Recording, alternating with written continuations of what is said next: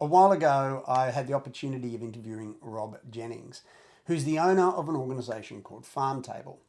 And what Farmtable do, in essence, is they allow shared knowledge and shared understanding to occur within the agricultural sector.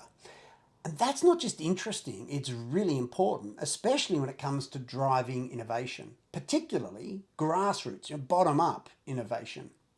So in this conversation, we talk about the importance of creating a structure, a framework that allows a safe place for ideas to be shared, for experiences to be shared so we can all learn from them.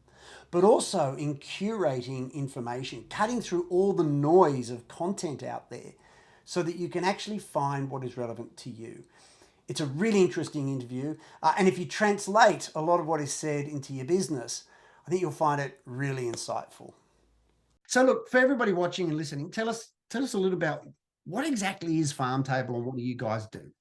Yeah, so look, Farmtable is a members platform for the agriculture sector of Australia.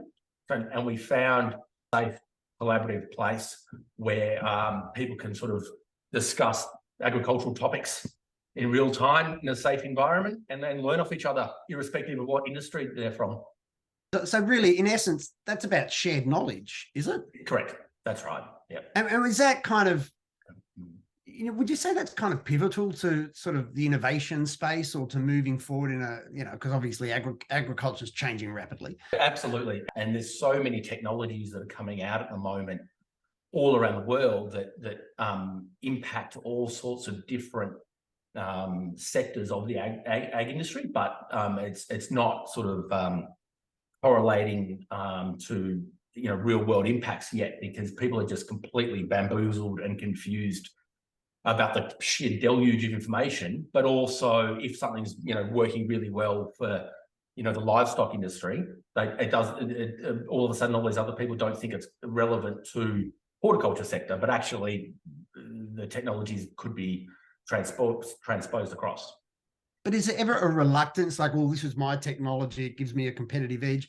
Is there any pushback, I guess?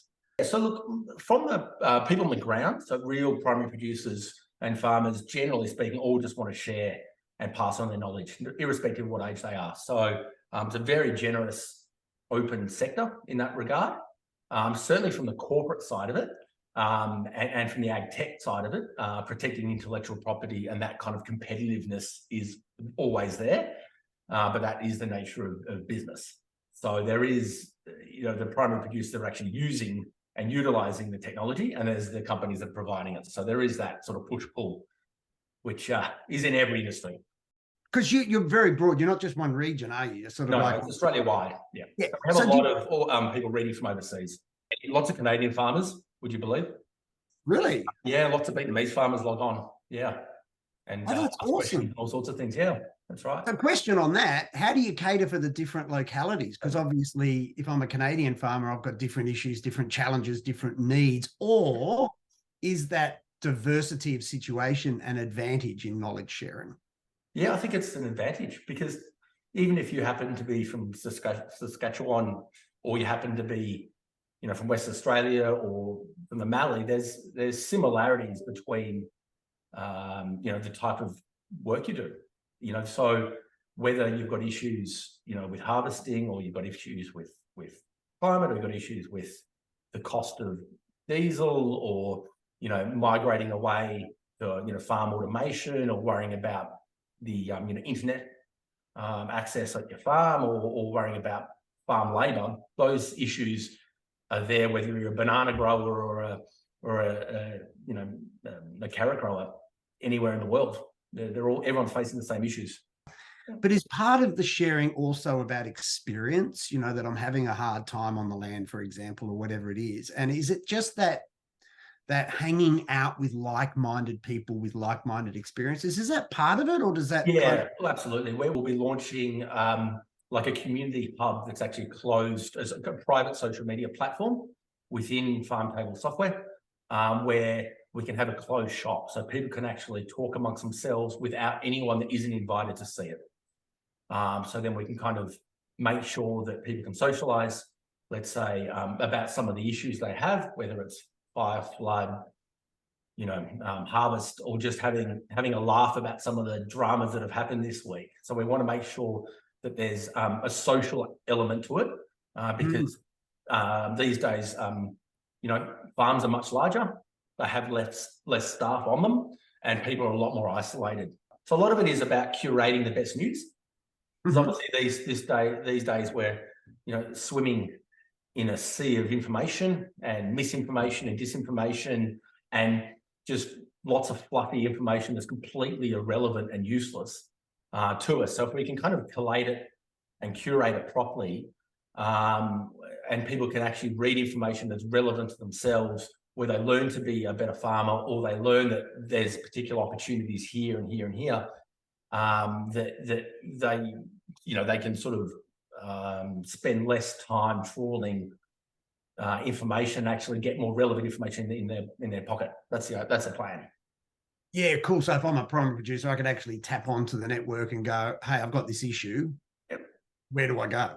Yeah, exactly. Or if there's, let's say we've just done a big feature on bushfire protection for your agriculture department. So we've gone through all the best assets that have been created at state government level, and every state government's done a really good job with it. We've chosen what we think is the best and then collated it all together. So then there's some really great bushfire preparation plans for the agriculture sector.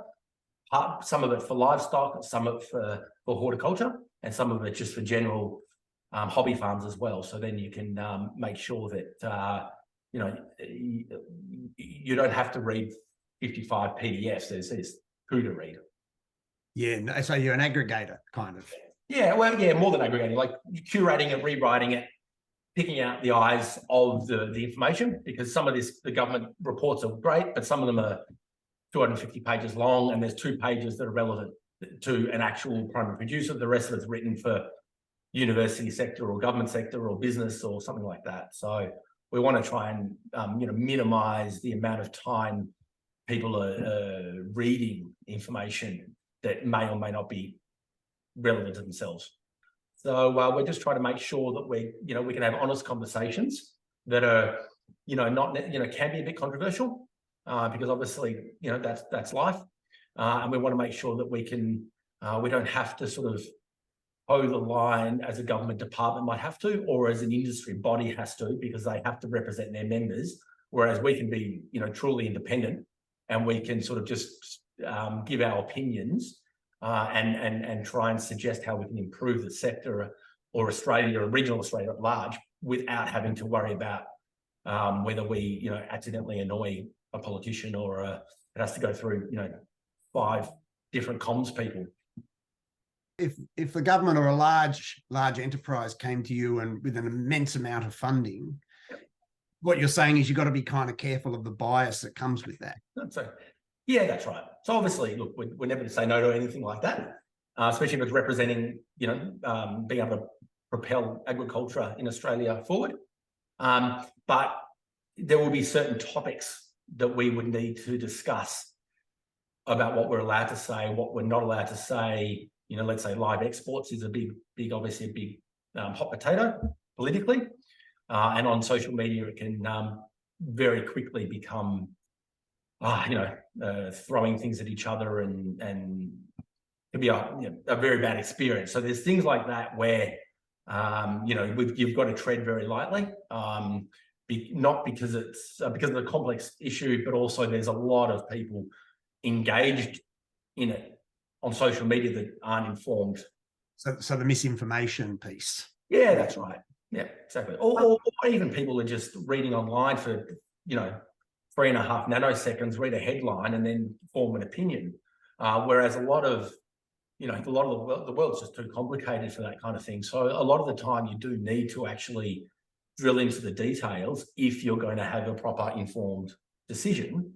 And that's one of the problems that we have across the globe now. People are just making assumptions based on a headline without actually digging into the details and sitting down and read, the full information about it. Does that mean, are you specifically focused on the ag sector? That's your game, or in the future, because could this model be expanded into other industries, and is that on your radar? Look, yeah, so the software we built is industry agnostic, so it can be used for different sectors. Absolutely. Especially the private social media platform and all the knowledge hub and communication system. So it could technically be for other sectors, but the team and I really sort of focus on regional, rural and remote Australia. So, and obviously, specialise in agriculture. So that's kind of where we like to sit and where we like to work. Yeah. It's really interesting what you just said, though, because one of the things I've found with regional remote businesses is they've just got this have a crack attitude, regardless of the resources or the constraints. And a lot of that is driven by the community, and it's driven by the grassroots. Whenever there's fire, flood, someone's got ill health, the regional community sort of, no matter how small the country town is, come together very quickly and help each other out, irrespective of whether there's a paycheck or a marketing opportunity or a PR appearance in the next week. Like it's just what you do. A tech question for you, because your background's IT, obviously. Is tech driving agriculture at the moment? Is it a major player? I would actually think there's more technology on a farm than there is in a law office in the middle of Canberra. Most farmers are becoming very tech savvy. They have to do more with less. Their overheads are incredible and not going, not getting any better. So farmers have been at the forefront of driving technology in so many ways, and I think a lot of people in the city just presume you're a country bumpkin and you're on a ute and you have no idea about technology. But you actually go to a farm and you're jumping behind a tractor and you see the dashboard of these systems and the way that they communicate, the way there's, and then you couple that together with remote sensor irrigation pumps, and then you send that with all the drone technologies and weed zapping robots and everything else in between. Farmers are using a huge amount of technology, and a lot of it's not really fancy stuff. A lot of it's actually practical. Do you reckon, or have you seen innovations come from farmers themselves? So you're having conversations or reading or disseminating information, and all of a sudden out there, farmers come up with a really innovative solution, shared it, and all of a sudden it's gone into the broader community. Does that happen? Yeah, absolutely. Look, I mean, traditionally farmers are exceptionally innovative and have been for, hundreds of years at least. And then, a lot of that is because it's driven by, you have to, if you've got to drive 200 kilometers to get a spare part, you're going to figure out how to replace that spare part with the things that's sitting in your shed. So that level of sort of, innovation, I guess, it has always been there and is never going to go, because you just don't have the options of ringing someone up and it's going to get delivered in 2 hours' time. That's not going to happen. You might be waiting 2 weeks or 2 months. So there's always innovation driven on farms, and there's Australia has always led in that way. Getting back to what you guys do, the whole knowledge sharing piece. So really, you haven't invented that. You've created a framework or a method or a system to allow people to tap into it, but it's always been there. Is that what we're saying? Yeah, that's correct. Yeah, so we're not writing our own, agricultural resources or scientific papers. We're reading through the latest, let's say, research from university that's on, nitrogen fixation in soils of this particular type. And then we'll dissect that research paper and then write into a paragraph and say, hey, this is the findings. This is what's relevant to you if you're in this soil profile, rather than, and then obviously give full attribution to the university and the researchers behind it. But we want to make sure that, that information isn't sort of lost or sits on a hard drive and it's been read by, 12 people and actually isn't delivered into the hands of the people that actually need to use it.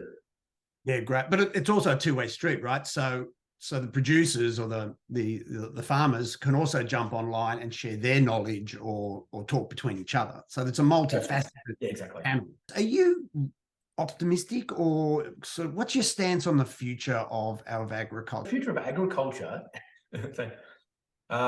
is very bright. because people have to eat, and there's 8 billion of us across the world.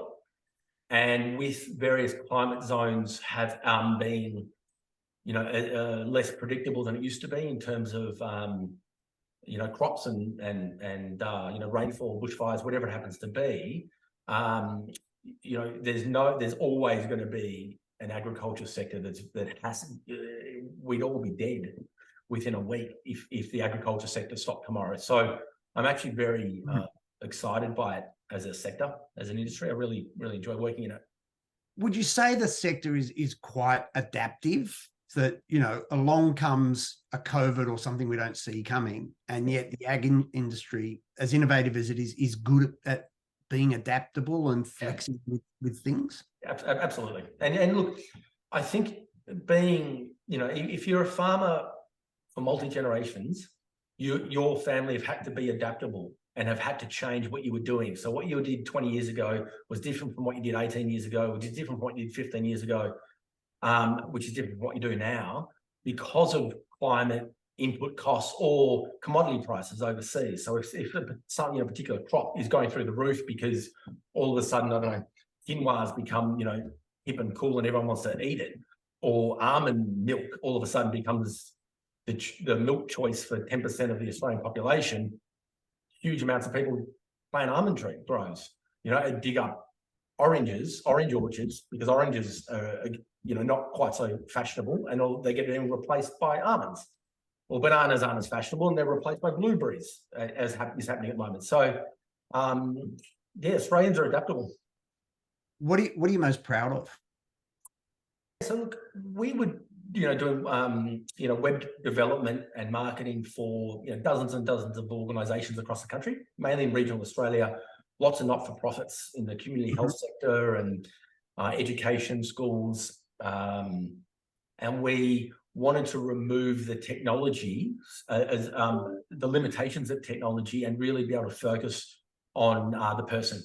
Because, at the end of the day, the internet's actually about people, and the technology is irrelevant. Like the technology is a facilitator to do something, but it's actually about making connections. And I think we forget about the human element of the internet, and actually, at the end of the day, that's actually what it's about. So I really love connecting people together, and always have with any of the projects we've worked on.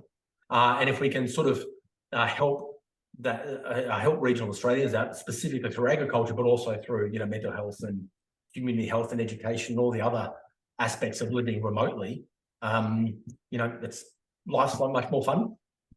So I really enjoy sort of the human aspect of helping each other out by using a technology platform, but actually putting the people first. That's what I'm most proud of.